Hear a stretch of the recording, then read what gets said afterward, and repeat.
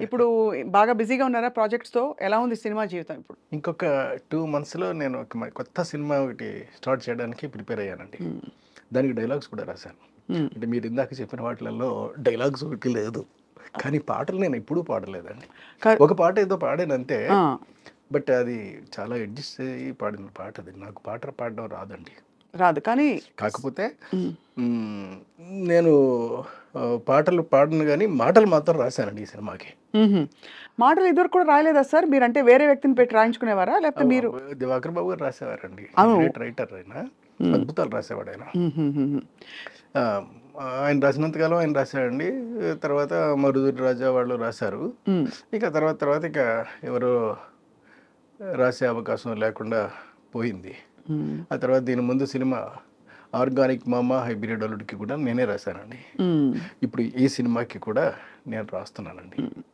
So, కథ, screen play, సంగీతం, దర్శకత్వంతో పాటు మాటలు కూడా చి ఇందులో మిళితమై ఉంటాయండి. మిళితమై ఉన్నాయి. కానీ అసలు మీకు సంగీత పరిజ్ఞానం ఎలా వచ్చింది సార్ ఇంత? సో నైస్ ఆఫ్ యూ అండి. ఎలా వచ్చింది అంటే మీకంటే? ఒక మంచి ప్రశ్న వేశారు. నాకు నాకు నిజంగా నాకు నాకు మ్యూజిక్ డైరెక్టర్ అయ్యే ఛాన్సే లేదండి. నాకు నిజంగా తెలీదు ఏమీని. హ్మ్. ఏబీసీడీలు తెలవదండి. రాగాల పేర్లు తెలీదు. తాళాలు పెద్దగా తెలీదు. ఏమీ తెలీదు. అంతకుముందు నన్ను చూసినటువంటి ఒక వ్యక్తి అండి నా దగ్గరికి వచ్చి ఎవరో కాదు అది. కృష్ణ గారు అలాగని హ్మ్. అంటే చక్రవర్తి గారి దగ్గర దరిదాపుగా ఓ 200, 300 సినిమాలకు పనిచేశారండి ఆయన. హుహుహుహు. ఆయన ఒకరోజు నా దగ్గరికి వచ్చి, "ఏవండీ మీరు మ్యూజిక్ డైరెక్షన్ చేయండి సార్ బాగుంటది" అన్నాడు ఆయన. ఏం నేనెలా చేస్తాను సార్? నా వల్ల కాదు కదా! నేనెలా చేస్తాను? నాకు రాగాలు తెలీదు, తాళాలు తెలీదు కదా! ఏమీ తెలీదు. నేనెలా చేస్తాను అసలు? అన్నా. లేదు లేదు సార్ మీ దగ్గర ఓ ప్రత్యేకమైన క్వాలిటీ ఉంది. హ్మ్. ఆ క్వాలిటీ తోటి మీరు చెయ్యొచ్చు సార్ అది. ఏం క్వాలిటీ సార్ అది అని అడిగా. Hmm. You you are a creator. You can create things. మీరు ఏదన్నా ఒక రాగం ఇప్పుడు నేను ప్లే చేశామనుకోండి అని చెప్పి ఆయన ఒక రాగం ప్లే చేశాడండి. హ్మ్. నేను ఆ రాగంలోనే పాడుతున్నాను. హ్మ్. చూసారా మీకు తెలియకుండా మీరు ఇదే రాగంలో మీరు పాట పాడేస్తున్నారు, కొత్తది పాడేస్తున్నారు. హ్మ్. మీకు తెలియటం లేదు. So you can become a music director. మీకు ఒక రహస్యం చెప్పనా మీకు? చక్రవర్తి గారికి కూడా తెలియదు. ఆ! ఒకసారి చక్రవర్తి గారు కూడా నన్ను కలవడం జరిగిందండి. హ్మ్. జరిగితే ఆయన నేను అడిగాను, "ఏవండీ నాకు నొటేషన్ రాయడం రాదు. సరే రాగాలు ఈ మధ్య కొంత నేర్చుకున్నాను అనుకోండి. అంటే కొంతకాలం అయిన తర్వాత కలిసానండి. నేర్చుకున్నాను. తాళాలు ఇవి ఇవి లేటెస్ట్‌గా తెలుసుకున్నాను కొంచెం వరకును. But I don't know even telling you before you I am nothing. చెప్పండి సార్ నేను నేను ఇప్పుడు నొటేషన్ ఇదంతా రాయడం నేర్చుకుందాం అనుకుంటున్నాను." ఆయన అన్నారు, మంచి సలహా ఇచ్చారండి. "నువ్వు నేర్చుకోకయ్యా మానేయి.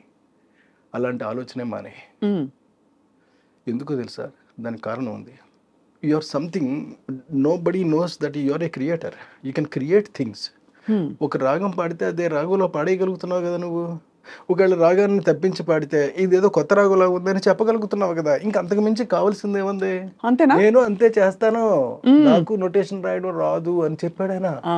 మహానుభావుడు. ఆయనకి నేను నమస్కరించుకుంటాను. హ్మ్. ఆ ఆ ఆ తర్వాత నాకు బాగా కాన్ఫిడెన్స్ వచ్చింది. హ్మ్. హ్మ్. ఇక ఆ తర్వాత ఎన్ని సినిమాలో అంటే ఇప్పుడు చెప్పినటువంటి కృష్ణ గారు ఎమ్మెల్యేల వరకు ఉండి ఎమ్మెల్యేలో చనిపోయారండి ఆయన. ఆ! ఇప్పుడు తర్వాత కూడా వరుసగా హిట్లు ఇవ్వడానికి కారణం ఆయనే. హ్మ్. నేను ఇన్ని సినిమాల యొక్క నంబర్ ఆఫ్ హిట్స్ హ్మ్. ఇచ్చుకుంటూ వెళ్ళాను అని అంటే కారణం కేవలం కృష్ణ గారండి. హ్మ్. ఒక ట్యూన్ పుట్టాలనుకోండి సార్. ఇవాళ ముందు మిమ్మల్ని సంగీత దర్శకుడిగా ఎందుకు ఆవిష్కరిస్తున్నామంటే, ఆ కోణం తెలుసుకోవాలని చాలా మందికి కుతూహలం ఉంది. ఒక ట్యూన్ పుట్టాలంటే ఎలా? ఇప్పుడు మీకు లిరిక్ వచ్చి మీరు ట్యూన్ చెప్తారా? లేకపోతే మీరు ట్యూన్ ఇచ్చి లిరిక్ ఎక్కువ ఎలా జరుగుతూ వచ్చింది? నో రిసెర్చ్ బేస్డ్ అండి. అంటే సాధారణంగా మిగతా వాళ్ళందరూ కూడా హ్మ్. మ్, వాళ్ళందరూ విద్వాంసులు కాబట్టి ఇప్పుడు కీరవాణి గారు కానీ లేకపోతే కేవి మహాదేవన్ గారు వీళ్ళందరూ కూడా ఏం చేసేవారంటేనండి హార్మోని పెట్టుకుని వాళ్ళు ఏదైనా ఒకటి అడిగితే దానికి దానికి అనువుగా ఒక ట్యూన్ కట్టడం కానీ అవును. లేదా ఒక కొత్త ట్యూన్ ఇచ్చేయడం కానీ హ్మ్. చేసేవారండి. హ్మ్. నేను అలా చేయనండి. నేను I go very deeply in the music field హ్మ్. ఇన్ డిఫరెంట్ సాంగ్స్ అండి. వింటాను. ఇప్పుడు నేను నాకు అనువైనటువంటి రాగాన్ని ఎంచుకుంటానండి. హ్మ్. అంటే ఒక డిఫరెంట్ కైండ్ ఆఫ్ రాగాన్ని ఎంచుకుంటాను. అంటే నాకు బాగా హార్ట్ టచింగ్ అనిపించినటువంటి హ్మ్. ఒక రాగాన్ని ఎంచుకుంటా. హ్మ్. ఎంచుకున్న రాగంలోంచి ఇప్పుడు అందులోంచి కష్టపడి తయారు చేస్తారండి ఒకటి. సో ఆ తయారు చేస్తే డెఫినెట్గా అతికేస్తాడు, జనానికి అతికేస్తాడు. ఎందుకంటే కరెక్ట్గా అక్కడ సిచ్యువేషన్కి మ్యాచ్ అయిపోద్ది కాబట్టి అండి. రాగాల పేర్లను తెలుసా సార్ మీకు? అంటే రాగాల పేర్లు కూడా తెలుసా? లేక జస్ట్ మీరు అనేస్తారా? అయ్యో అంటాడు, లేదండి ఇప్పుడు అంటే కొన్నిటికి మధ్యమావతని ఇవన్నీ పేర్లన్నీ తెలుసండి నాకు. తెలుసుకుని wow! That's a great thing sir. అంటే సంగీతం నేపథ్యం లేకుండా అంటే ఈ మధ్య నేర్చుకున్నాను తప్పండి, నేను సంగీత దర్శకుడు అయిన వెంటనే మాత్రం నేర్చుకోలేదు. ఆ! కొంతకాలానికి నేర్చుకోవడం మొదలుపెట్టానండి. హ్మ్. అటు ఆనంద భైరవి తెలుసు, ఇటు మోహన రాగము తెలుసు. చాలా వెరీ బ్రిలియంట్ ఇది సార్. అంటే సాహసం కూడా. బట్ మీరు చాయిస్‌గా అన్నీ చేయాలని అనుకున్నారా? లేక మీ బిడ్డ కాబట్టి ఆ సినిమా? లేక అలా అమరిపోయాయా అన్నీ? కాదండి, నా బిడ్డ కాబట్టే ఇది నా ఫిల్ము. నేను కథ చేస్తున్నాను, నేను స్క్రీన్ ప్లే చేస్తున్నాను, నేను మ్యూజిక్ చేస్తున్నాను, నేను సంగీతం చేస్తున్నాను, హ్మ్. నేను డైరెక్షన్ చేస్తున్నాను. కాబట్టి నేను ఒక అద్భుతాన్ని ఎలా క్రియేట్ చేస్తాను అలాగని చెప్పేసి చాలా సార్లు నేను కష్టపడిన సందర్భాలు కూడా ఉన్నాయండి. హ్మ్. ఉదాహరణకి మీకు చెప్తాను. హ్మ్. మీకు 'ఎగిరే పవరములో' ఒక పాటకి ఒక అద్భుతమైనటువంటి సమయము, సందర్భము 2 వచ్చాయి. హ్మ్. సమయం ఏమిటి అనంటే నా వల్ల కాని పరిస్థితి. ఎందుకంటే ఒక క్లాసికల్. అంటే 'శంకరాభరణంలో' శంకర శాస్త్రి గారు చేసినంతటువంటిది నాకా ఏబీసీడీలు తెలవు. నాకేమి రాగజ్ఞానం ఉంది. ఇది మన వల్ల అయ్యే పని కాదులే అని ఒక విద్వాంసుడిని పిలిచామండి. హ్మ్. మీరు కంపోజ్ చేయండి సార్, ఈ ఒక్కదానికి మీ పేరు వేస్తాను నేను అని చెప్పాను నేను. చెప్తే ఆయన కూర్చొని కంపోజ్ చేశాడు ఆయన. నాకు నచ్చలే. హ్మ్. ఇది కాదులే అని. మొత్తం మా యూనిట్‌కే నచ్చలేదండి. హ్మ్. లేదు సార్, మీరే కూర్చొని చేసేయండి సార్ అని. అప్పుడు సరే అయితేనే అలాగని నేను ఒక రూమ్‌లో కూర్చోనండి. హ్మ్. ఒకటి ఆలోచిస్తూ చేశానండి. ఆ చేసిన పాట మీకు చెప్తానండి. హ్మ్. బ్రహ్మలు గురు బ్రహ్మలు గానామృత ఋషివరులు ఏదో అలా మంచి సంగీతం, మంచి లిరిక్ ఉంటుందండి. హ్మ్. అది వేటూరి గారు రాశారు. వేటూరి గారు హ్మ్. రాశారండి. అద్భుతంగా రాశారు. అలా పుట్టింది ఆ పాట. అది అంటే అలాగా కొన్ని పాటలు పుడుతుంటాయండి. అంటే హ్మ్. చాలా క్లిష్టమైనటువంటి పరిస్థితుల్లో పుడతాయి. హ్మ్. ఉదాహరణకి మీకు 'అబ్బని కమ్మని దెబ్బ' హ్మ్. అని ఉంది కదా! హ్మ్. ఇది ఏ రాగంలో చేశాడా అనంటే శివరంజని రాగంలో చేశాడండి అది. అవును. కరెక్ట్. మీకు తెలుసు కదా! హ్మ్. శివరంజని రాగాన్ని నేను వంట పట్టించుకోనండి. శివరంజని రాగంలో మనం కూడా చేయాలి అలాగని చేశాను నేను. శివరంజని రాగంలోనే చేశాను పాట. హ్మ్. ఆ! ఆ పాట టాప్ హీరోలదండి. హ్మ్. అందులోను ఒక్కసారి వద్దకొస్తా, వద్దకొచ్చి ముద్దులిచ్చి ఉద్ధరిస్తా, అరె తక ఝిం తక ధిమిన డక్కల నడుములో అంటూ ఉంటుందండి ఆ పాట. ఆ! అంటే ఒరిజినల్ ఏది కూడా నేను నేను అసలు ఆహ్, అంటే నేను ఇన్‌స్పైర్ అవుతానే తప్ప నేను దేన్ని కూడా చెప్పనండి. హ్మ్. ఆ ఒరిజినల్‌గా ఉన్నది ఏది మాత్రం వాడను నేను. హ్మ్. చాలా అంటే మీకెంత ఎంజాయ్ చేస్తున్నారు మీ సంగీతం? అంటే అమ్మో! సంగీతమే ఈ ఎంజాయ్ చేస్తున్నారు. ఎందుకు రేపు రాబోయే సినిమాకి అప్పుడే ఆల్రెడీ అన్ని ట్యూన్స్ చేసేసానండి. ఓహ్! మీరే ఆ! చేసారు. ఆ! సో ఏమేమి చేశాను. చేయబోతున్నారు సార్? రాబోయే సినిమా గురించి చెప్పండి. Before we go back into your నాకెన్ని సినిమాల గురించి రా ఎన్ని విషయాలు అడగాలో. రాబోయే సినిమాలో హ్మ్. నేను టోటల్‌గా మ్యూజిక్ అంతా చేసేసానండి. కంప్లీట్‌గా hmm. Everything every bit hmm. Complete ready అండి.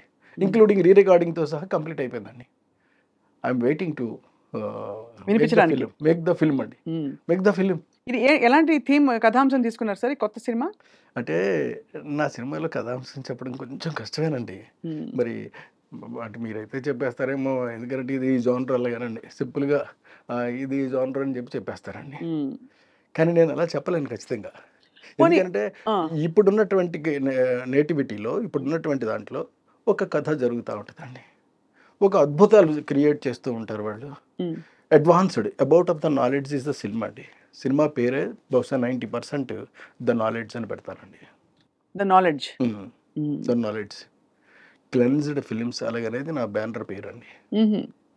అంటే కొత్తగా ఒక బ్యానర్ పెడదాం అలాగని. క్లెన్స్డ్ ఫిల్మ్స్ అని అంటే దాని అర్థం శుద్ధి చేయబడిన శుద్ధి అని. చేయబడ్డ అదే క్లెన్స్డ్ ఫిల్మ్స్. పైగా ఏదో భగవంతుడి దయ వల్ల నా నుంచి వచ్చే సినిమాలు కూడా మీరు అన్ని క్లీన్ సినిమాలే, మీరు క్లీన్ సినిమాలకి ఉంటాయండి. Care of address. ఆ, హాయిగా సార్ ఈ మధ్య మామూలుగా యూ సర్టిఫికేట్ సినిమాలకు వెళ్ళినా ఎక్కడో యూ బై ఏ ఏదో ఒకటి ఇచ్చినా పక్కన కూర్చుని ఎక్కడో అక్కడ కొంచెం ఇబ్బంది పడి కొంచెం బాత్రూమ్కి ఉంటాయండి. వెళ్ళరమ్మా అని ఉమ్, పిల్లల్ని పంపించడం ఉమ్. అలాంటి సినిమాలు కామన్ అయిపోయాయి. అలా లేకపోతే ఆ, ఒక భయంకరమైన బ్రహ్మ పదార్థాన్ని చూసి ఆ. జీర్ణం కాని ఒక విషయం తిన్నట్టు ఫీలింగ్ కలుగుతుంది. ఎవరు? సో దీనికి ఏంటి సార్ కారణం? మీరు ఎలా చూస్తారు as a completely different approach ఉన్న ఫిల్మ్ మేకర్గా? అప్రోచ్ ఉన్నటువంటి ఫిలిం మేకర్గా చెప్పమంటే మాత్రం టోటల్గా నేను సినిమాని నేను మిగతా వాళ్ళు ఆలోచించేటటువంటి దృష్టిలో ఆలోచించనండి. ఎక్కడ అబ్సర్డిటీ ఉండకూడదు ఫస్ట్ పాయింట్, ఎక్కడ డబుల్ మీనింగ్ డైలాగ్ ఉండకూడదు సెకండ్ పాయింట్, ఆఖరికి పైవిట చెంగు తొలగినప్పటికీ కూడా దాన్ని కట్ చెప్పి నేను కూడా చెప్పనండి వాళ్ళకి, ఆ ఆర్టిస్ట్కి అండి, పక్కన ఉన్నటువంటి కో డైరెక్టర్ అసిస్టెంట్ డైరెక్టర్ వాళ్ళకి వెళ్ళి చెప్తారు, అడిగితే వాళ్ళు చెప్తారండి, అమ్మ కొంచెం పైవిట అని, "ఆ, అలాగే అలాగే అలాగే." అలాగే తీస్తాను సినిమా.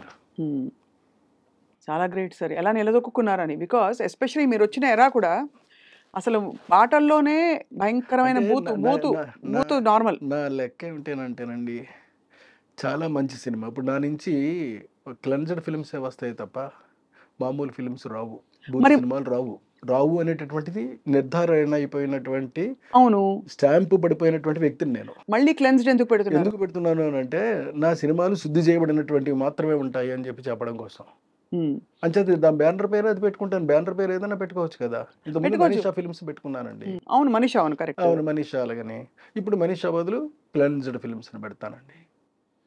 ఈ మధ్య సినిమాలు చూస్తే ఏమనిపించింది సార్? ఈ ఈ ఈ- ఈ గత 10 ఏళ్లలో వచ్చిన చాలా పెద్ద సినిమాలు, చిన్న అంటే సినిమాలు, ఈ మధ్య మధ్య సినిమాలు. ఏదో ఒక సినిమా చాలా గొప్పగా ఉంది అని చెప్పేసి చెప్పారండి, చాలా బాగుందట, అమ్మమ్మ అయ్యి బాబాయ్ అలాగని చెప్పేసి సినిమా అనుకుని పరిగెత్తుకుని వెళ్ళి చూశానండి. ఇంటర్వెల్ వరకు చూసేటప్పటికి నాకు నమస్కారం పెట్టేసి వచ్చేసానండి. ఆ సినిమా పేరొద్దు. పేరొద్దు. పెద్ద సినిమానా సార్ అది? కాదండి, చిన్న సినిమా అది. పెద్ద సినిమాలన్నీ కూడా ఈ మధ్య ఆడడం లేదు కదా. కాదు, ఈ మధ్య చాలా పెద్ద పెద్ద సినిమాలు వచ్చాయి కదా సార్. అంటే మనకి కొన్ని కొత్త ట్రెండ్స్, కొత్త ఏం చెప్పాలి, శైలులు వచ్చేసాయి. ఇప్పుడు ఒకటి వి హ్యావ్ మిస్టర్ బచ్చన్ ఏదో ఒకటి సినిమా ఒకటి వచ్చిందండి, అవును. రవితేజ చేశాడు, కష్టపడి చేశాడు అందులోను. అవును. అతను క్యారెక్టర్ వరకు బాగుందట అది. ఆ తర్వాత విలన్ ఏదో చేశాట, అది విలన్ బాగుందట, కానీ చూడదగినటువంటి సినిమా కాదు అని చెప్పి చెప్పారన్న. అని చెప్పి మానేసాను వెళ్ళడం. మీకు చెప్పారు సార్ అలా అని? అంటే మీరంటే దానిలో ఉండి అశ్లీలత దాని వల్ల, లేకపోతే బోర్ కొడుతుందనా, సరిగ్గా తీయలేదనా? బోర్ కొడుతుందండి మెయిన్ గానండి, వేరే ఏం కాదు. మీరు ఎలా ఫీల్ అవుతారు? అంటే హాల్లోకి వెళ్తారు, సినిమా హాల్లోకి, సడన్ గా హాల్లోకి వెళ్ళిన తర్వాత ఇమీడియట్ గానండి 4th మినిట్ కల్లా ఆడియన్స్ లాక్ చేయగలగాలండి. ఫస్ట్ పాయింట్ ఇది, స్క్రీన్ ప్లేలో చెప్తున్నటువంటి మొదటి సూత్రం ఇది. 4th మినిట్కి ఒకవేళ 4th మినిట్ వల్ల మీ వల్ల అవ్వలేదు అనుకోండి, అట్లీస్ట్ 7th మినిట్ కదా వరకు ఓపిక ఉంటుందండి, ఆ తర్వాత ఉండదు వాళ్ళకి, ఆడియన్స్కి. సో 7th మినిట్ లోపలన్నా వేసేయాలండి, 4th మినిట్ లోపల వేసేయగలగాలండి మాత్ర. ఓహో ఇటువైపు తీసుకెళ్తున్నాడు కథలో, ఇగో ఈ సస్పెన్స్ మొదలైపోయింది, ఇక్కడ నుంచి ఇంకేముంటుంది, ఇక్కడ నుంచి ఏముంటుంది, ఇక్కడ నుంచి ఏముంటుంది, ఇలాంటి ఫీలింగ్ ఆడియన్స్కి రావాలండి క్లియర్గా. అలా వచ్చినప్పుడు మాత్రం అదే సినిమా అవుతుందండి. అది boredom and creativity aspect sir. But అది కాకుండా అశ్లీలత కానీ, ఒక ఐటమ్ సాంగ్ కానీ, లేదు ఇంకేమన్నా అవాంఛనీయ మీ ప్రకారం నాన్ క్లెన్స్డ్ సన్నివేశాలు వచ్చినప్పుడు కృష్ణారెడ్డి గారు ఏం చేస్తారు థియేటర్లో?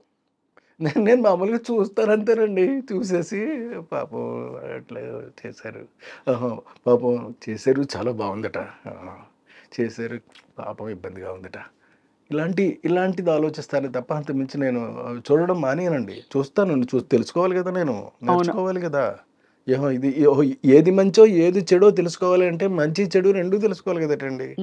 అంచేత చెడు తెలుసుకుని ఇది మనకి యాంగిల్ కాదు, దీన్ని పక్కకు పెట్టేద్దాం, మంచి మాత్రమే మనం చెప్దాము.